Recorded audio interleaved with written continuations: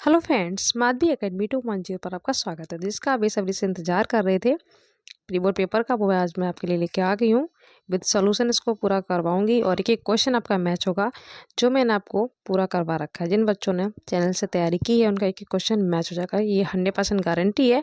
और ऐसा ही आपको बोर्ड पेपर मिलेगा, आपको बिल्कुल भी घबराना नहीं है। प्री बोर्ड इसीलिए करवाए जाते हैं, इससे पता चल जाए बच्चे की कितनी तैयारी है। इसी टाइप से आपको सेम टू सेम मिलेगा। और मैं एक्स्ट्रा फैक्ट बताऊंगी कि बोर्ड में आपको किस तरीके से क्वेश्चन करना है और आपको बिल्कुल भी कंफ्यूज नहीं होना है। इसी टाइप से आपको मिलेगा, ठीक है, सेम टू सेम। तो चलिए देख लेते हैं। ये कोड ए है, और जो बच्चे कमेंट करते हैं कि पेपर फेक है, ये है वो है, तो आप देख सकते हैं कोई फेक नहीं है ये, ठीक है। 2024 यहाँ पे लिखा हुआ है। ये ए कोड है। अलग अलग कोड आते हैं तो आपको टेंशन नहीं लेनी है। कोई भी कोड आ जाए, जितना मैं इसमें करवाऊंगी एक एक आपका क्वेश्चन मैच हो जाएगा, कोई भी कोड आ जाए, ठीक है। और एक आपसे रिक्वेस्ट है कि इतनी मेहनत होती है, मुझे रात में कि 2-2 बज जाते हैं वीडियो पूरा तैयार करने में, रिकॉर्ड करने में, क्योंकि डे में टाइम नहीं मिलता है। तो आप लाइक शेयर कर दिया करो, ठीक है, क्योंकि रिस्पॉन्स इतना अच्छा नहीं आता है। तो आप लोगों से रिक्वेस्ट है कि लाइक शेयर कर दिया करो। शेयर करने से क्या होता है, और बच्चों की भी हेल्प हो जाएगी, ठीक है। और जितने ज़्यादा लोग देखेंगे उतने मुझे अच्छा लगेगा। तो फ्रेंड्स, ग्रुप में ज़रूर शेयर करना है आप लोगों को, ठीक है। इतना आप कर दीजिए, बाकी मैं आपके लिए जितना हो रहा है उतना मैं आपके लिए कर रही हूँ, ठीक है। और मेरी पूरी कोशिश रहेगी कि आपका एक एक क्वेश्चन पूरा मैच हो जाए बोर्ड पेपर में और आपका पेपर बहुत अच्छा हो। तो इसी तरीके से आपको 70 मार्क्स में मिलेगा पेपर। तो चलिए देख लेते हैं फटाफट से। एक एक क्वेश्चन मैच होगा। और आपने चैनल से तैयारी की है तो आप देखेंगे एक भी क्वेश्चन आउट नहीं है। जो मैंने करवाया डिक्टो यहाँ पे आया है, और ऐसे आपको बोर्ड में मिलेगा। बिल्कुल भी टेंशन नहीं लेनी। मैं बार बार कह रही हूँ, मैंने जितने भी इंपॉर्टेंट क्वेश्चन आपको लिखवाए हैं कर लीजिए, एक एक क्वेश्चन मैच हो जाएगा। और प्लेलिस्ट पे जाके आपको 2022-23 की प्लेलिस्ट देख लेनी है, और जो मैंने अभी की 23-24 के नाम से बनाई है वो भी आपको देख लेनी है, ठीक है। कुछ टॉपिक ऐड हुए न्यू सिलेबस में, वो आपको देख लेने हैं।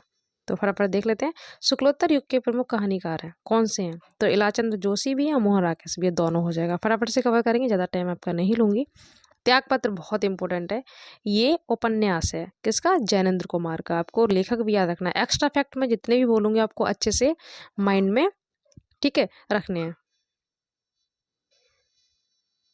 जितने भी मैं आपको एक्स्ट्रा फैक्ट बताऊंगी आपको वो भी ध्यान रखने हैं, क्योंकि वहां से भी क्वेश्चन बनेगा। जो जो मैं आपको बताऊंगी वो क्वेश्चन बनेगा, ठीक है। अब त्यागपत्र के कभी रचनाकार पूछ ले तो आप क्या लिखेंगे? तो जैनेन्द्र कुमार। कौन है? जैनेन्द्र कुमार। विधा बहुत पूछी आती है। विधा का मतलब होता है नाटक है या कहानी है, उपन्यास है, तो उपन्यास है, ये बहुत पूछा आता है। भूले बिसरे चित्र बहुत इंपॉर्टेंट है। ये भगवती चरण वर्मा का है, आपने क्लास 9th में पढ़ा होगा। तो क्वेश्चन जो ये MCQ वाले हैं ना, 9, 10, 11, 12 के लिए कॉमन से हो जाते हैं, रचनाएं पूछ ली आती हैं सभी में।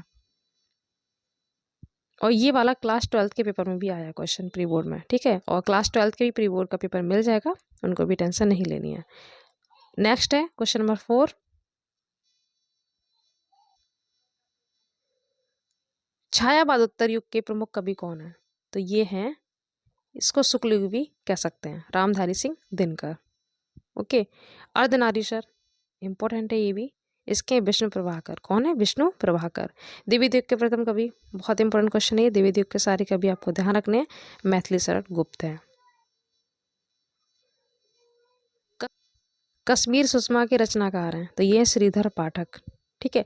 रचना आप देख सकते हैं कितनी पुष्यारी। तो आपको रचना अच्छे से कर लेनी है। आपको वीडियो मिल जाएगा, एक बार फिर से मैं आपको दोबारा से इंपॉर्टेंट रचना का वीडियो प्रोवाइड करवा दूंगी, ठीक है। ये भी इंपॉर्टेंट है। केशव दास की रचना, रामचंद्र का, ये खूब पूछी आती है। यामा के रचयिता हैं महादेवी वर्मा।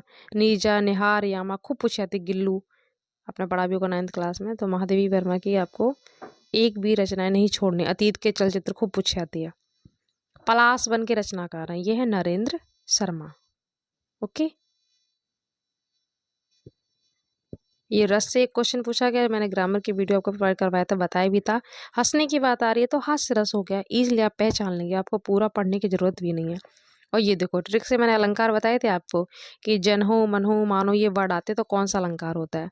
तो आप प्लीज़ देख लीजिएगा। अगर आपने नहीं देखे हैं आपका एक एक क्वेश्चन मैच हो जाएगा। अगर आपने बिल्कुल हिंदी में नहीं पढ़ा है तो प्लेलिस्ट पे जाके सारे टॉपिक कर लीजिए, आपका एक एक क्वेश्चन मैच हो जाएगा। मैं बार बार कह रही हूँ इसीलिए, ठीक है।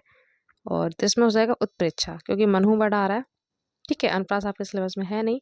उपमा में सासी से वर्ड आता है, रूपक में ये वाला चिन्ह आता है। तो मैंने सारी ट्रिक करवा रखी है, देख लीजिएगा। और यहाँ से डेफिनेटली आपको बोर्ड क्वेश्चन में, बोर्ड पेपर में ये क्वेश्चन मिलेंगे।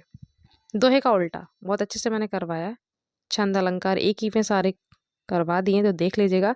दोहे का उल्टा सोठा होता है, और आपके सिलेबस में सोठा और रोला ही है, बाकी आप किसी पे टिक नहीं करेंगे। मैंने ट्रिक बताई है किस तरीके से आपको ऑप्शन टिक करना है। तो ये तो आपके सिलेबस में नहीं, ऐसे हट जाएगा। यहाँ पे ये सिलेबस में नहीं था, ये हट जाएगा। रस आपके सिलेबस में 2 ही है, बाकी ये वैसे एलिमिनेट कर सकते हैं। अगर आपको बिल्कुल नहीं आता है तो आपको पता होना चाहिए कि आपके सिलेबस में क्या आ रहा है, ठीक है। बाकी वो आंसर होगा ही नहीं जो आपके सिलेबस में नहीं है। निर से कौन सा उपसर्ग बनेगा, ये भी उपसर्ग प्रत्यय मैंने करवा रखे हैं। निर से बनेगा निर्वाह। जेठानी, तो इसमें कौन सा प्रत्यय आ रहा है, तो इसमें आ रहा है आनी, ठीक है। मैंने कम्युनिटी में भी पूछा था मिठाई में कौन सा प्रत्यय है, तो आई था उसमें, ऐसे इसमें है। तिरंगा अच्छे से करवाए मैंने, समास ट्रिक से करवाए। दिगु में संख्या आती है, द्वंद में ये वाला चिन्ह आता है।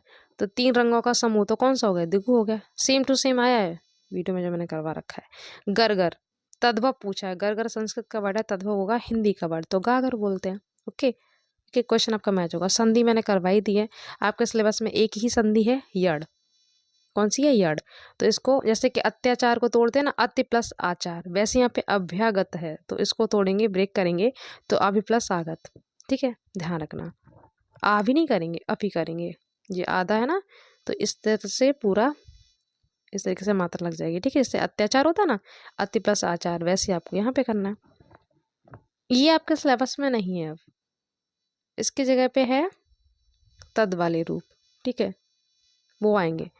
तो आपको ध्यान रखना है, इसमें आया तो मैं आपको बता दे रही, इसमें आएगा सप्तमी एक वचन, और अपठ ये आएगा, यहाँ पे आएगा लट लकार, ठीक है। ये लास्ट ईयर सिलेबस में था, इस साल ये टॉपिक नहीं है, तो आपको ये नहीं करना है। इसमें आपको बता दे रही हूँ, मैंने बता भी दिया, ठीक है। ये अब देख लेते हैं क्वेश्चन।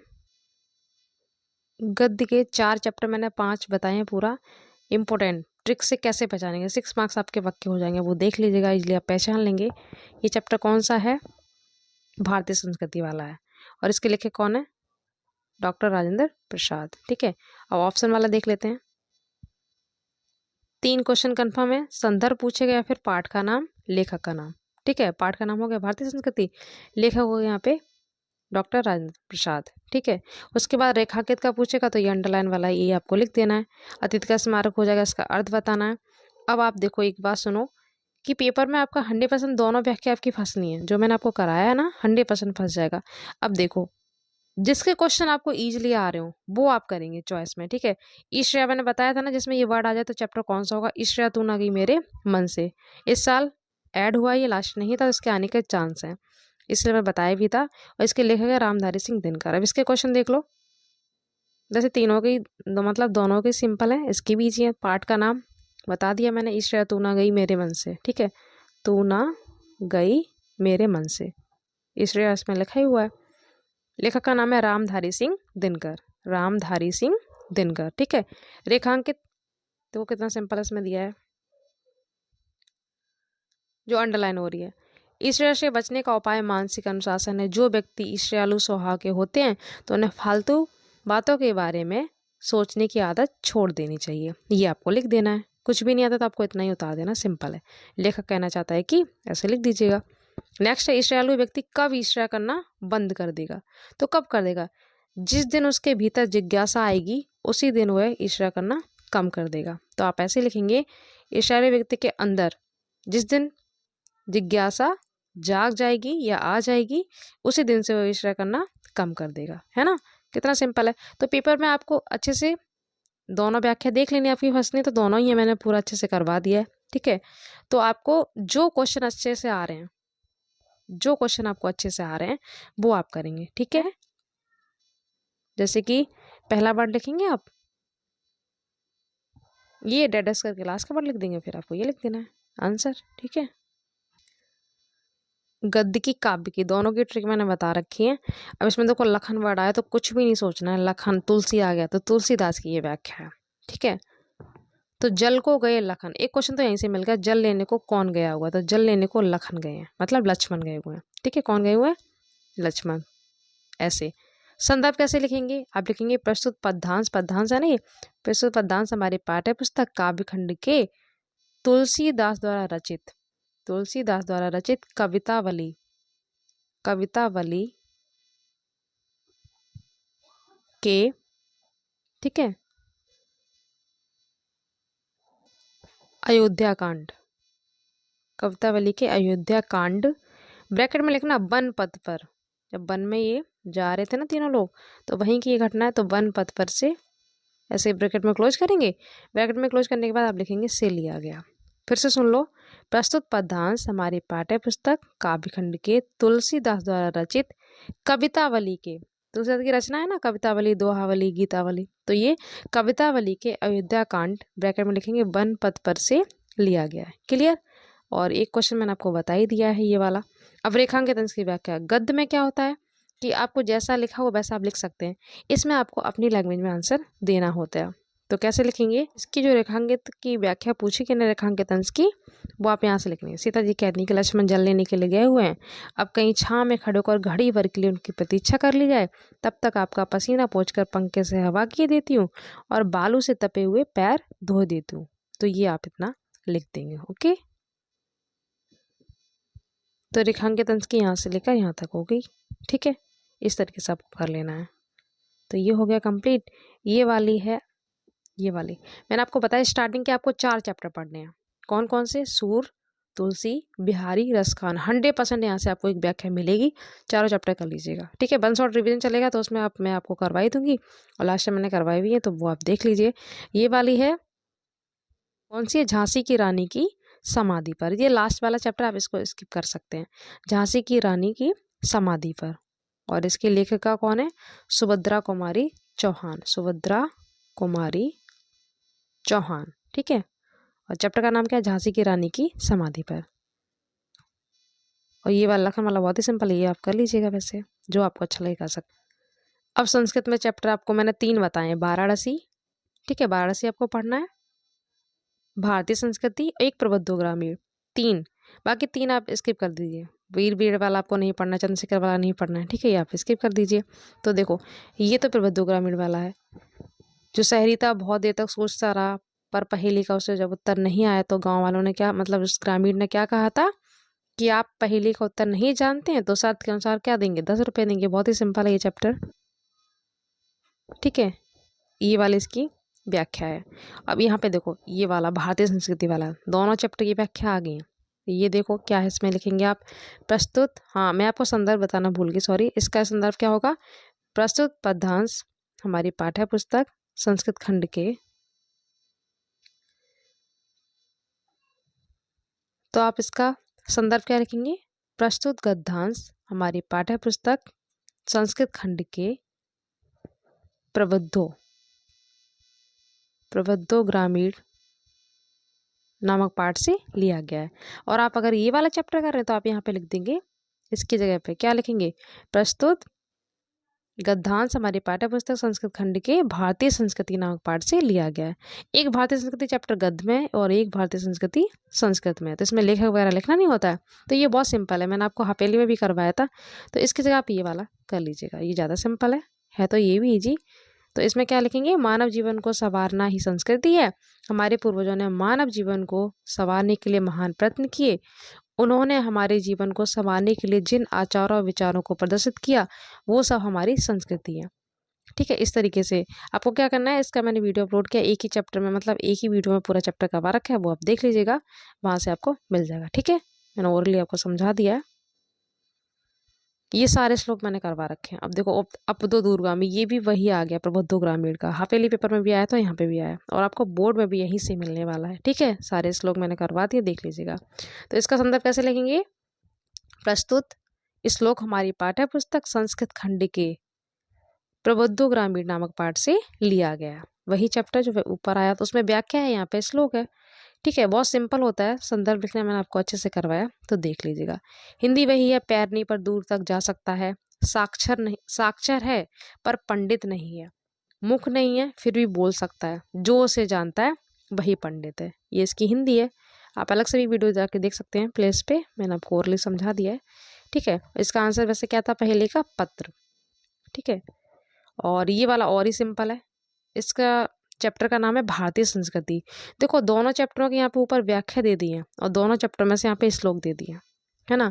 इसकी हिंदी बहुत सिंपल है, सभी लोग सुखी हों, सभी लोग निरोगी हों, सभी लोग कल्याण को देखें, भद्राड़ी का मतलब कल्याण को देखें, और कोई भी दुखी ना हो। इसका संदर्भ आप कैसे लिखेंगे? बस इस लोग हमारी पाठ्य पुस्तक संस्कृत खंड के भारतीय संस्कृति नामक पाठ से लिया गया, अलग से आपको हाईलाइट कर देना चैप्टर ने, ठीक है। तो मैंने दोनों ही बता दी, जो आपको अच्छा लगे कर लीजिए, बहुत ही सिंपल है दोनों।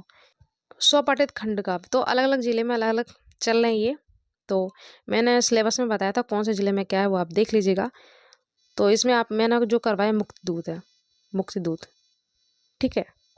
तो इसमें प्रमुख पात्र जो है वो गांधी जी हैं, तो गांधी जी का यहाँ पे कैरेक्टर लिखना है। सर्ग मैंने बिल्कुल स्किप करवा दिए, आपको सर्ग नहीं करने बिल्कुल भी। सर्ग में क्या होता है, 5 सर्ग याद करने पड़ेंगे, इसकी जगह पात्र करो। तो गांधी जी का आपको लिखना मुक्ति दूत में, आपके जिले में जहाँ पे जो चल रहा हो वो आप करेंगे, ठीक है। सिलेबस में देख लीजिएगा, मैंने करवाया था कौन से जिले में कौन सा पढ़ना है। किसी में कर्मवीर आएगा, ठीक है, देख लीजिएगा। उसके बाद मैंने 3 आपको लेखक बताए गद्य में, पूरा बोर्ड तक का बता दिया। शुक्ल का, जयशंकर का आपको पढ़ना है, ठीक है, और राजेंद्र प्रसाद, 3 आपको गद्य में पढ़ने हैं। तो 3 में से देखो एक मिल गया शुक्ल, यहाँ पे ये स्किप कर दीजिए। 3 ही आपको बताएं, ज़्यादा नहीं बताएं, और मैंने शॉर्ट में करवा रखे हैं चैनल पे, आपको मिल जाएंगे। 2 रचनाएं आपको लिखनी है, ठीक है। मित्रता चिंतामणि इनकी हो गई, बहुत सिंपल। काव्य में भी देखो बहुत ही इंपॉर्टेंट है, सूर, तुलसी, बिहारी, रसखान, यहाँ पे रसखान मिल गया। और महादेव वर्मा आपने 9th में किया भी होगा, बहुत सिंपल है ये भी, सारे इजी हैं, बस एक बार आप एक नज़र देखेंगे तो आपको याद हो जाएगा, बाकी आपको ये करने की जरूरत नहीं है। सूर, तुलसी, बिहारी, रसखान ये देख लीजिएगा। महादेव वर्मा वैसे भी ये भी ईजी है, दोनों बहुत सिंपल है, जो अच्छा लगे आप कर लीजिएगा। 9th क्लास का आपको याद भी होगा, और मैंने शॉर्ट ट्रिक में करवा रखा है, जो अच्छा लगे आप कर लीजिएगा, मैंने दोनों करवा दिए हैं, ये भी, ठीक है। क्वेश्चन नंबर 27 में आपको एक श्लोक लिखना है जो इस प्रश्न पत्र में ना आया हो, मतलब जो ये वाले दे रखे ना, ये इन दोनों को छोड़ के आप कोई भी लिख दो। तो बंधना मरणम वापी जय वापी पराजय, बहुत सिंपल है, वो लिख दीजिएगा, ठीक है। 2 श्लोक आपको याद होने चाहिए लिखने के लिए, मतलब एक पेपर में आ जाए तो आप एक इजली लिख लो। ऐसा नहीं होगा कि आपको 2 याद है वही दोनों पेपर में आ जाए, बहुत ही रेयर होता है, ऐसा नहीं होता है। तो आपको 2 याद होनी चाहिए, ठीक है। क्वेश्चन आंसर देखो, जब आप चैप्टर की व्याख्या कर लेंगे तो ईजिली बना लेंगे, बहुत सिंपल है। देखो कैसे, चारों में अभी आपको बता दूं, पेपर में आपको 2 ही लिखने हैं।